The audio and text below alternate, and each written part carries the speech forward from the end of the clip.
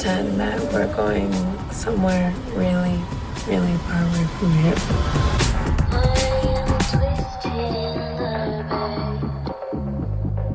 Oh, nice. I'm very impressed by the backdrop. Awesome. How's it going? That's good. It's great. How are you doing? I'm doing great. I gotta tell you, I saw My Animal. Oh my God, it was so good because it wasn't like your Oh, thanks. typical monster movie. It focused more on the romance. And that's what I Yeah. absolutely loved, that it was something fresh with that genre. So great job on it. Oh, thank you so much. I really appreciate that. So my first question is, how did you get involved with the film? I got involved because, it was one of those funny things that just sort of like landed in my inbox. I had been pitching out a project in of all places. I had another psychological horror film that I was pitching in China of all places, and I met a Canadian producer there. And we kept in contact because we liked each other's projects. And then he just was like, "Hey, I've got a script I want to pass off to you. I think you might be really interested in it." And I got the script, and then when I saw who had written it, I was like, "Oh, this is so interesting," because I've met the screenwriter Jay before, but in the context of her band. It was like a brief in passing meeting at one of her like shows for Boyd Harsher. And so it was very funny to me that I got this like script from somebody that I didn't even know like worked in film. And so I got the script, and then I read it, and I really connected with the characters and with the story, and I loved the premise of it, and I loved how it was kind of doing something different with the werewolf genre. Like I felt like that was really exciting to me. It wasn't what I expected. And so I was just really intrigued. And then we ended up meeting up in New York and just talking through the project and talking through the inspiration of it, and just connecting on a personal level with the project with each other. And then we decided to work together on the project, and then basically started to build out the script together, and get it to the right place it needed to be in for production. So yeah, that was kind of the process. Yeah, that's awesome. Like I'm werewolves, I will say, are my favorite monsters, on cinema. So Amazing. to see this was not only fresh because it's more of a romance, but the fact that it's an LGBTQ romance film. And it was Yeah. amazing to see these Bobbi and Amandla really gave it their all with the roles. What was it like working with those two? Oh, it was wonderful. And I mean, what was really cool was that, they were my first picks, and I feel really grateful that I got my first picks for my first feature. And what was funny about it was that, I do a lot of research into my actors, but what I didn't realize, I cast Bobbi first, and then Bobbi revealed that they like were already friends with Amandla. And so that was really interesting to me, because our first Zoom, Bobbi was like, "Well, who are you going to cast for Amandla?" And I mean, for Johnny's role. And I was like, "Oh, Amandla Stenberg." And Bobbi was like, "Oh, well, we're friends." And the first time we met, we kind of had crushes on each other. And I was like, how perfect is that? That I would just have no knowledge of that and then pair you guys together. And I think they were so excited to work on a project together, and something that was like closer to their hearts, as both like being queer actors. They were like, "Yes, this is like the kind of screenplays that we want to get, that we never get to see and that never get sent to us."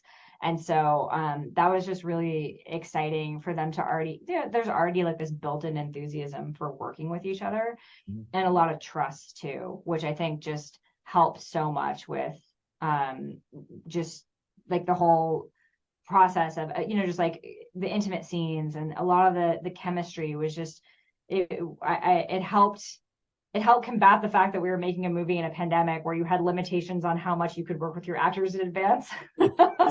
So it really helped me feel more secure going into this as my first feature, feeling like, okay, there's already this connection point between these actors. So that was really awesome that worked out that way. Yeah, and I will say that their chemistry, like you mentioned, the fact that they were actually friends before this, that does make that makes the chemistry more natural between them. And that's what Yeah. really was the heart of the film. But Yeah. I also got to tell you, I'm a huge fan of Stephen McHattie, who plays Oh yeah. Heather's dad, because he did another werewolf movie almost a decade ago, Wolves, which is one of my all-time favorite werewolf flicks. Oh, And to see him amazing. playing a werewolf again, I was just like stoked. I'm like, holy, this is like the second werewolf movie I've seen him in. He's like a natural when it comes to the genre. What was it like working with him on this film? Oh, it was, I mean, it was really amazing because I mean, he's such a good actor, and like just to be able to like work with somebody that just like it's just, I don't know, just so good. Like was very exciting to me to like work with that caliber of actor. And I think like, you know, what was also really interesting to me too was that, you know, I think like I love character actors. I love genre character actors so much. But I love the idea of taking an actor like Stephen McHattie and like giving him this role that's very gentle in a lot of ways, you know, and like kind of playing off of that, or like showing him in maybe a little bit of a different light.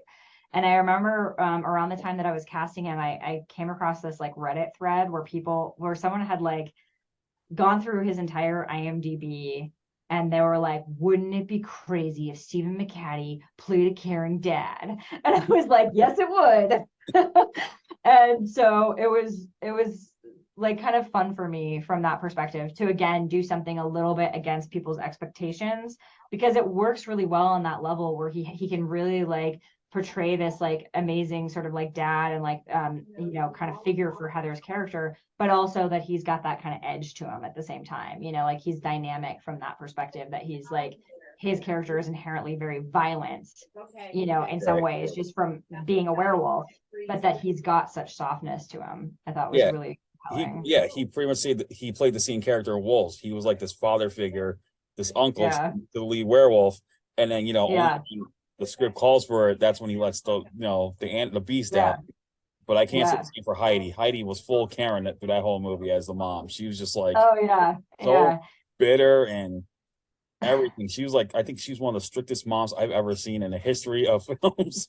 But I gotta say that because she was just relentless with Heather in the film. You know, I don't think I saw like one shred of sympathy really, except for the, you know, not to spoil it, but a certain scene towards the end where we kind of start to see it. But it's kind of like the mom and dad went 180s as the film went on, you know, going from gentle to beast and then beast to gentle. It's like, that's just crazy, but at the same time, it's amazing to watch because, you know, Heather's like really conflicted with what she wants and you know, what she wants to do. And that's why I feel like that worked too. And one thing, her twin brothers, how'd you cast these guys? Because they came out of nowhere. I know. I was nervous because I really wanted to keep it to twins. I love like the idea of twins. I love Jay is a twin, the screenwriter, and there's actually a lot of twins inherent in the movie. There were a lot of people that were connected to the film who were twins in some capacity. So it was like very interesting to kind of see that happen. So I was like really adamant, it's really got to be twins. I don't want to just cast it to a single like younger brother.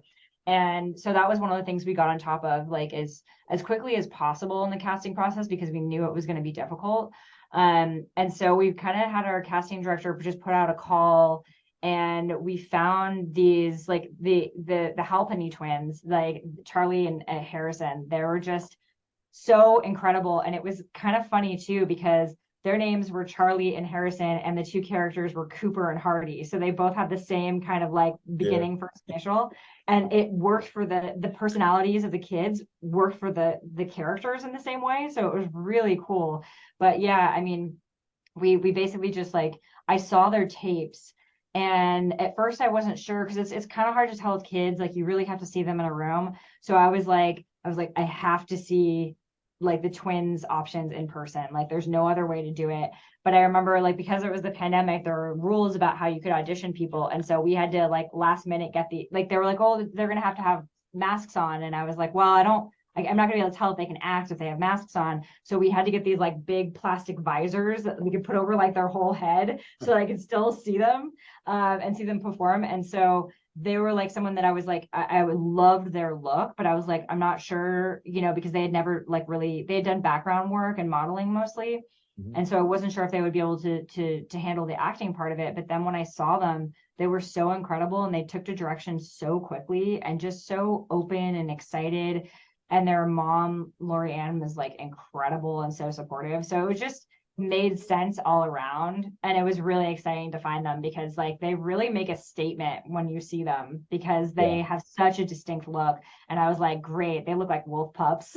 They do. That's exactly what I was like, holy cow. Yeah, exactly. So it was, so how long did with them. So how long did filming last, and were there any complications during production besides the pandemic? Well, I mean, it was a really tough shoot just because, yeah, I mean, we're shooting a pandemic. We had a COVID shutdown for 2 weeks. So like halfway through the production, the whole shoot shut down. And we didn't know when it was going to restart because it was just based on when tests came back. So everybody was okay, like physically, but our two leads got COVID. So that's when a production has to completely shut down. Yeah. So, so they're kind of, you know, like they're resting and they're doing okay, but we had to kind of, I remember having to like reschedule the movie, like constantly not knowing when it was, you know, when we were going to like get our test back that we're going to be negative so that we could continue shooting. But it was really tough because in that kind of situation, you're so aware of the financial ramifications of a shutdown. I think in the 2 weeks that we were shut down, we lost like $600,000 just for sitting in a hotel room because you have to pay people and you have to keep them there. So it was really scary because I didn't know how we were gonna get out of it. And so our lead producer, Andrew Bronfman, he had to go beg the mayor of Timmins to declare us an official outbreak so that we could trigger the insurance. So it was like that was a moment of like, it's kind of like do or die, like, you know, like you feel the sense that at any moment the entire production could just fall apart and the movie could never get made, you know. So it was very scary. But once we got the insurance triggered, it was calming, but also terrifying in a different way, because in order to we had to put down a deductible, and then that completely destroyed our contingency on the movie. So we had no funds. We were on a razor's edge from there on out. Oh, wow. Everything had to go exactly according to plan because there was no other money, you know? Yeah. So that was like an intense learning experience, because that's something that's just so outside of making your first feature. It's a completely different set of circumstances that like is this sort of act of God sort of situation. And that was probably one of the most terrifying things I've ever had to deal with as a director. So yeah, but we got through it. But it was that was tough. Well, for a first time feature film, I think you did a tremendous job on this, and I'm hoping that people will get to see this on September 15th when it's released.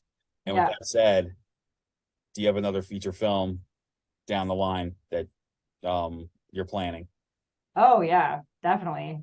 I'm attached to a few different projects right now. I have like a pretty good idea of what the next one is going to be, but I'm going to stay a little tight-lipped about it. But it is going to be kind of, you know, in similar kind of genre bending circles, but going in a little bit of a different direction. So I'm pretty excited about that.